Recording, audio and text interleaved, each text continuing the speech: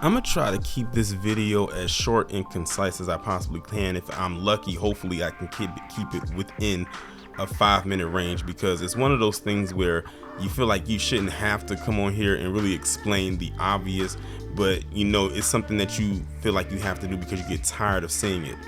There has been this ongoing narrative about George Floyd and how he actually died, and I talked about it, you know, when I did my live stream about Derek Chauvin, the triple P that I did on him, and how they keep bringing up that he died from a fentanyl overdose, and it wasn't the knee to the neck that killed him. He died from a fentanyl overdose. And I'm sitting here saying to myself, these people are so dense, but they have to keep telling themselves this lie because they want Derek Chauvin to be innocent so badly, and then take on top of what just recently happened with him, and now they're pushing for it even more. And it seems like every time Derek Chauvin comes up, we keep seeing this picture of this falsified autopsy report that keeps talking about this amount of fentanyl that was in George Floyd's body when he died. So it's just no possible way that he could have possibly died from a knee to the neck.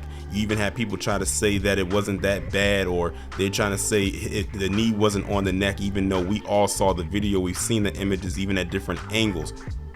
His knee was on his neck. Derek Chauvin's knee was on his neck.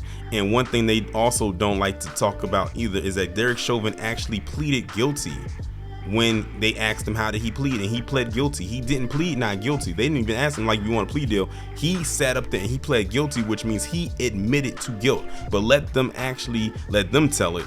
They'll be saying, oh, he was pressured into actually saying that he was guilty. This is a whole bunch of nonsense. But then it just like dawned on me, and I don't know why I didn't mention this even before, and if I did, I wouldn't even have to make this video. But remember, when I really started to kick up my original channel, the original Torian Rain channel, the thing that I started talking about when people started to gravitate towards me was how PC became the face of drug overdoses, specifically on opioids. Now, when someone who is doped up or ODs on opioids, especially fentanyl, especially with how powerful we know fentanyl is, a person who has taken a hit of fentanyl usually is slumped over, or they're in a very mellow state.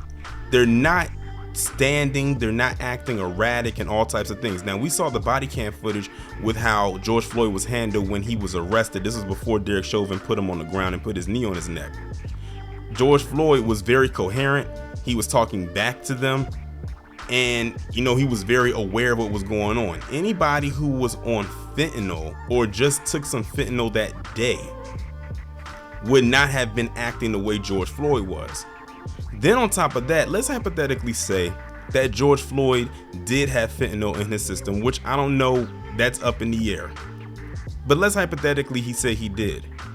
That doesn't mean that he took fentanyl that day. It couldn't be possible.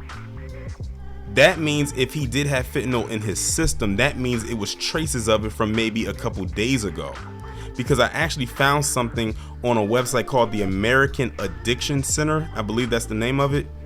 And it was basically telling us how, I was looking up how long does fentanyl last in the body, and it basically says from 24 to 72 hours after someone, you know, takes it.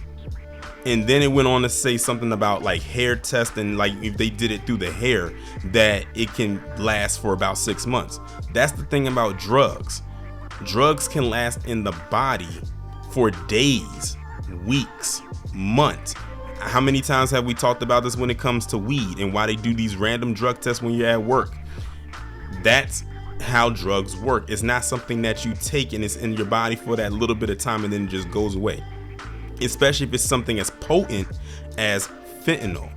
But you know, the usual suspects, they're not going to ask those type of questions. They're just going to go with, oh, George Floyd, he had fentanyl in his system. It was the fentanyl that did it, and all this, that, and the third. And if it wasn't the fentanyl, it was something else. It was just no way. It's no way that it could have been Derek Chauvin that did what he did. It's just no possible way. It's no way that you're going to sit up here and tell me and say that Derek Chauvin was the one that did it. That's their mindset. But again, if George Floyd had took fentanyl that day, which a lot of them pushed like this narrative, like he just happened to take some that day, then he wouldn't have been acting the way that he did. He would have been like somewhere probably damn near passed out. Because if we've seen people who take heroin, they literally look like they're half past dead.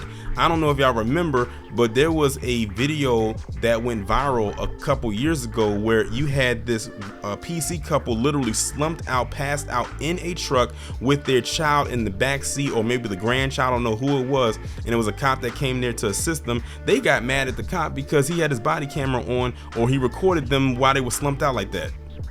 I vaguely remember that. But like I said, that was when they just took it. But they try to make it seem like George Floyd just took opioids that day. Like I said, hypothetically speaking, if George Floyd took any type of narcotic, he didn't take it that day. Because fentanyl, no matter how small or large the dose is kind of going to have the same effect. Well, now if you take more, of course, it'll probably damn near kill you. Because it's that potent, it's that powerful. But if he did take anything, he didn't take it that day. It had to have been from between the day before or a few days before that. It had to be, if that is the case, which I don't believe to be true. And besides, there's so many articles out there that debunk that narrative that it was fentanyl that took him out. But again, they have to have something to go on because they want Derek Chauvin to be innocent so bad. This man is far from innocent. And the more and more they lean onto this narrative, the more and more silly they look. To be honest, many of them was looking silly way before this, but now they look like straight up court jesters.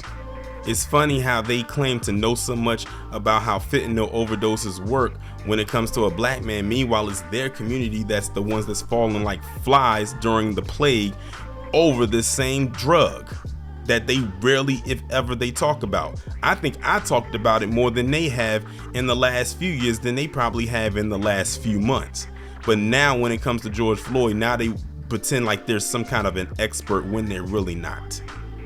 We know what the narrative is, and they can continue to push and push and push that narrative as hard as they want, but it's not gonna budge. They're not budging. Derek Chauvin is staying in jail. I know that probably aches their ears to hear that, and it probably hurts their beating heart, but it is what it is. He ain't going nowhere anytime soon.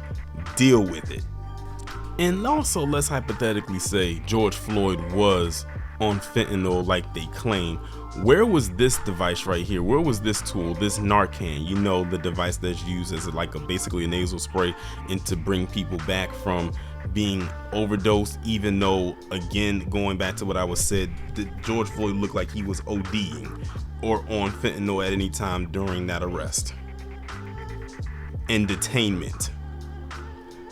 If that was the case and he was on fentanyl like they claim, why did they have Narcan there to administer to him? Exactly. Because he didn't die from no damn fentanyl overdose.